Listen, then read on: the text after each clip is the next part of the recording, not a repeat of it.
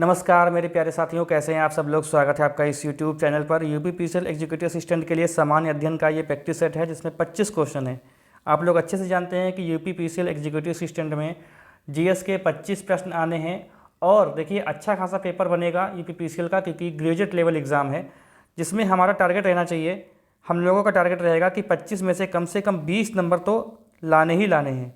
मैं ये बिल्कुल भी नहीं कहता हूँ कि आप लोग इस प्रैक्टिस सेट को सॉल्व करते रहेंगे, इस सीरीज़ को लगाते रहेंगे तो आपके 20 नंबर आ जाएंगे, लेकिन आपको ये मैं कहता हूँ कि लेकिन आपको जो है काफ़ी हद तक इससे फ़ायदा मिलने वाला है। ठीक है, बहुत लंबा वीडियो नहीं होगा और आप लोग रेगुलर देखेंगे तो इससे काफ़ी हद तक आपको मदद मिलेगी। हो सकता है कि इसी में से क्वेश्चन बहुत सारे फंस जाएँ पेपर में। ठीक है, तो चैनल पर जो लोग नए हैं वो कृपया चैनल को सब्सक्राइब कर लें, बेल आइकन दबा दें जिससे वीडियो का नोटिफिकेशन आपको मिलता रहे, और टेलीग्राम को भी ज्वाइन कर लें। टेलीग्राम का लिंक इसी वीडियो के डिस्क्रिप्शन में है। चलिए स्टार्ट करते हैं, पहला क्वेश्चन देखते हैं। देखिए पहला क्वेश्चन यहाँ पे लिखा है कि 13 को बाइनरी में बदलिए। 13 को बाइनरी में, देखिए आपको घना घना दिख रहा होगा लेकिन मैं क्वेश्चन बोल रहा हूँ तो आप लोग बस ध्यान से सुनते रहिए और वीडियो देखते रहिए। ठीक है, आपको कोई भी खिचड़ी यहाँ पर नहीं लगेगी। मैं जानता हूँ कुछ खिचड़ी आपको लग रही होगी कि सब मिक्स लग रहा है, लेकिन क्वेश्चन अलग अलग हैं। ठीक है, तो देखिए क्वेश्चन निकाले गए हैं बीच में से, इसलिए क्वेश्चन नंबर को मैंने हाइड कर दिया है। मैं आपसे बिल्कुल सच बोलता हूँ, कभी भी मैंने आपसे झूठ कभी नहीं बोला। तो देखिए इसमें क्या है, आंसर हो जाएगा 13 को बाइनरी में जब बदलेंगे तो इसका एक फार्मूला वगैरह होता है, तो इसका उत्तर हो जाएगा 1101। गोवा में स्थित मशहूर चर्च का नाम क्या है जहाँ सेंट फ्रांसिस जेवियर का पार्थिव शरीर रखा गया है और यह यूनेस्को की विश्व धरोहर की सूची में शामिल है? तो इसका आंसर बताना है आपको। क्या है, फिर से पढ़ रहा हूँ क्वेश्चन।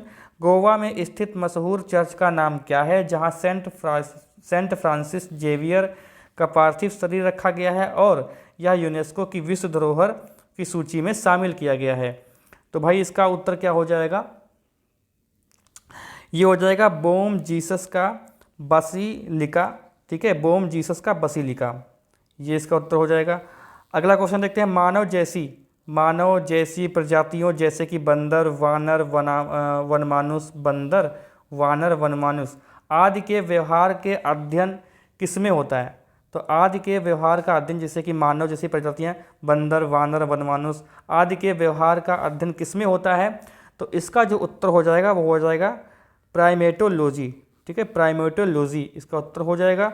अगला क्वेश्चन देखते हैं कि जब अग्निशमक की नोब को दबाया जाता है, जब अग्निशमक की नोब को दबाया जाता है तो कार्बन डाइऑक्साइड गैस का उत्पादन करने के लिए यहाँ पे कुछ भरना है अम्ल और यहाँ पे कुछ भरना है में मिल जाता है।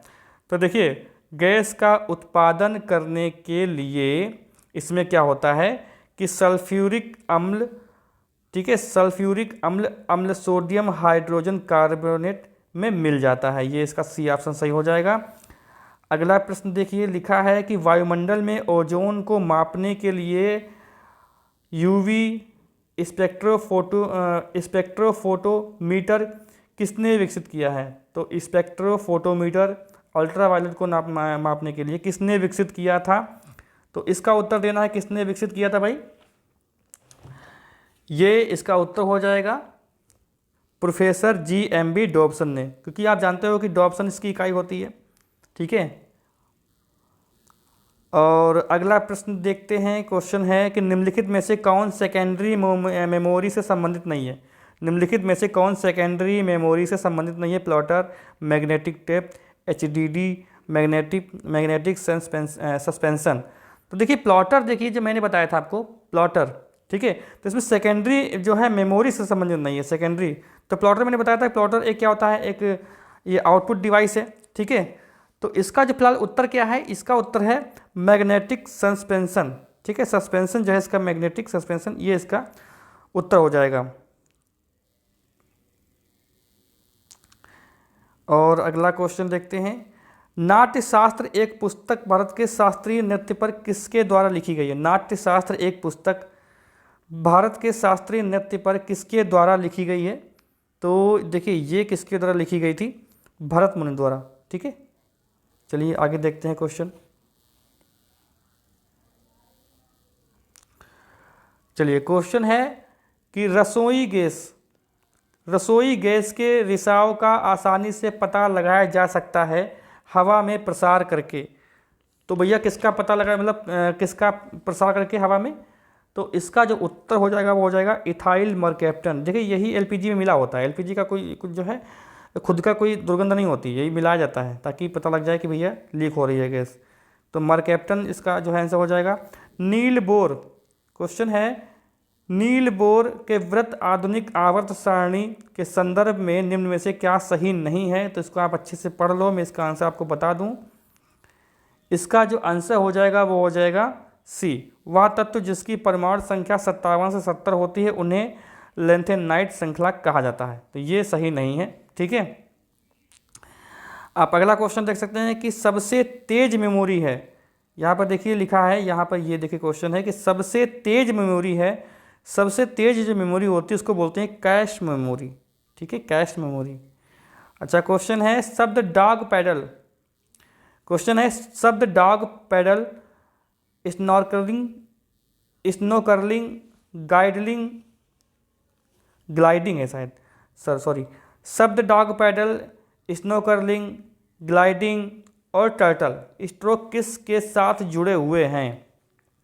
तो इसका उत्तर हो जाएगा तैराकी के साथ। मानव में गैसों का आदान प्रदान फेफड़ों और रक्त के बीच कहाँ होता है। तो मानव में गैसों का आदान प्रदान फेफड़ों और रक्त के बीच कहाँ पर होता है आदान प्रदान, तो ये होता है कृपिका, ठीक है, कृपिका इसका आंसर हो जाएगा एलवीएलएस।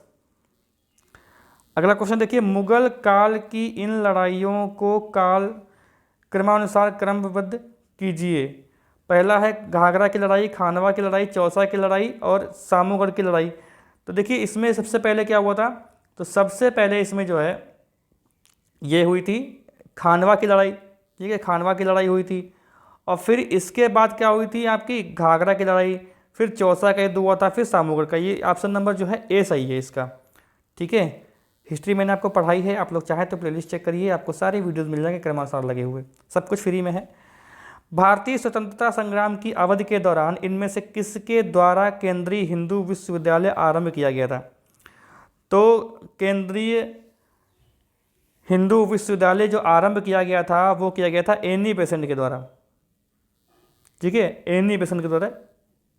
इसका आंसर हो जाएगा दिन और रात की अवधि का अंतर बढ़ता है जब कोई, दिन और रात की अवधि का अंतर बढ़ता है जब कोई, तो जब कोई इसका उत्तर क्या हो जाएगा, जब कोई भूमध्य रेखा से उत्तर, भूमध्य रेखा से ध्रुव की ओर जाता है। क्वेश्चन है निम्नलिखित में से किसे प्रशांत महासागर का प्रवेश द्वार कहा जाता है। प्रशांत महासागर का प्रवेश द्वार किसे कहा जाता है। तो प्रशांत महासागर का प्रवेश द्वार कहा जाता है सुएज नहर, पनामा नहर, बोरिंग, ये पनामा नहर इसको जो है प्रशांत महासागर का प्रवेश द्वार कहा जाता है, ठीक है। अच्छा अगला क्वेश्चन है कि रोगी के पेट के अंदर की जांच के लिए डॉक्टरों द्वारा प्रयोग किए जाने वाला इंडोस्कोप इनमें से किस सिद्धांत पर कार्य करता है। प्रकाश के परावर्तन, प्रकाश के फैलाव पर, प्रकाश के अपवर्तन पर, प्रकाश के पूर्ण आंतरिक परावर्तन पर। तो रोगी के पेट के मतलब ये जो इंडोस्कोप होता है ये किस पे काम करता है ये पूछा गया है। तो देखिए इसका उत्तर हो जाएगा प्रकाश के पूर्ण आंतरिक परावर्तन पर, ठीक है। चलिए अगला देखते हैं क्वेश्चन।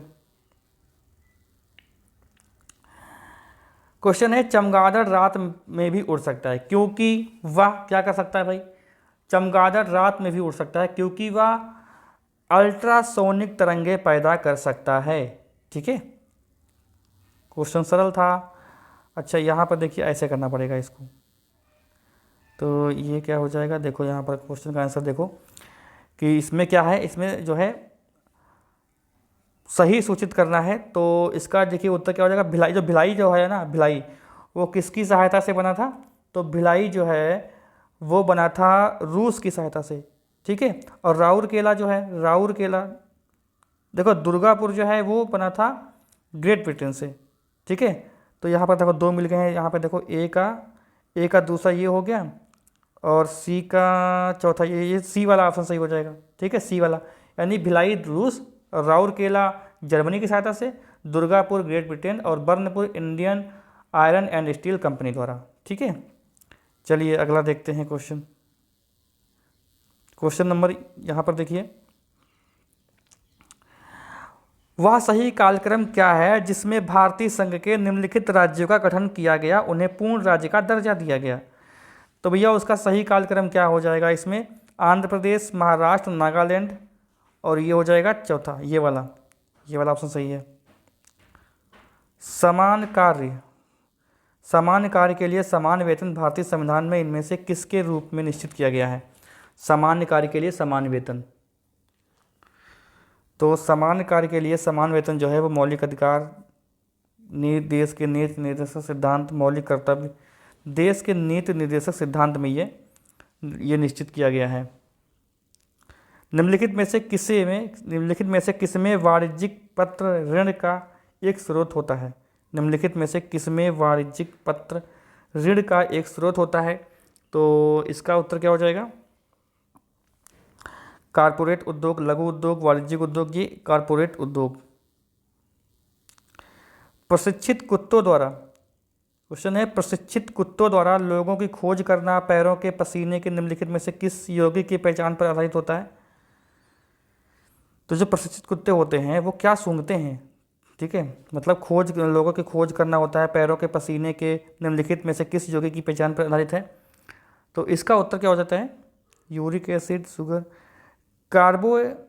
कार्बोएक्सिलिक, क्या बोलेंगे इसको, कार्बोएक्सिलिक एसिड। और ए बी रक्त समूह वाला व्यक्ति अक्सर सार्वभौमिक प्राप्तकर्ता कहा जाता है, क्योंकि ए बी रक्त समूह वाला एक व्यक्ति अक्सर सार्वभौमिक प्राप्तकर्ता कहा जाता है क्योंकि रक्त में एंटीबॉडी कम होती हैं, ठीक है।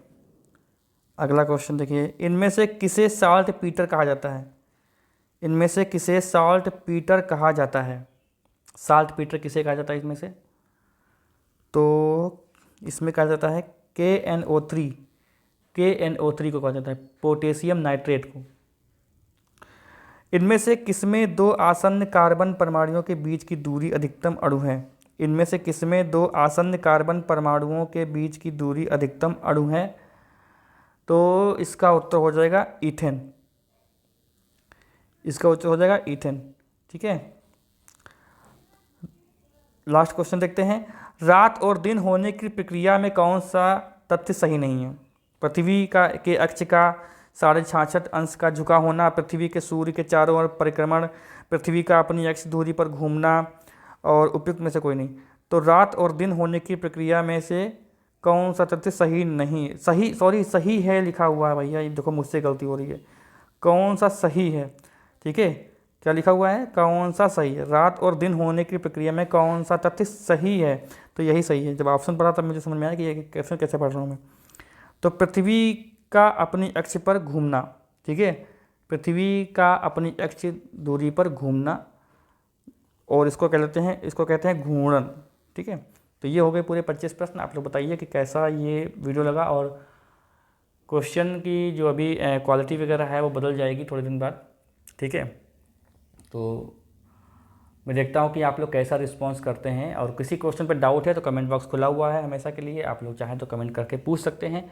बाकी चैनल पर जो लोग नए हैं वो कृपया चैनल को सब्सक्राइब कर लें, बेल आइकन दबा दें, जिससे आपको वीडियो का नोटिफिकेशन मिलता रहे। टेलीग्राम को भी ज्वाइन कर लें, टेलीग्राम का लिंक इसी वीडियो के डिस्क्रिप्शन में है, और अपने साथियों के साथ वीडियो को खूब शेयर कीजिएगा।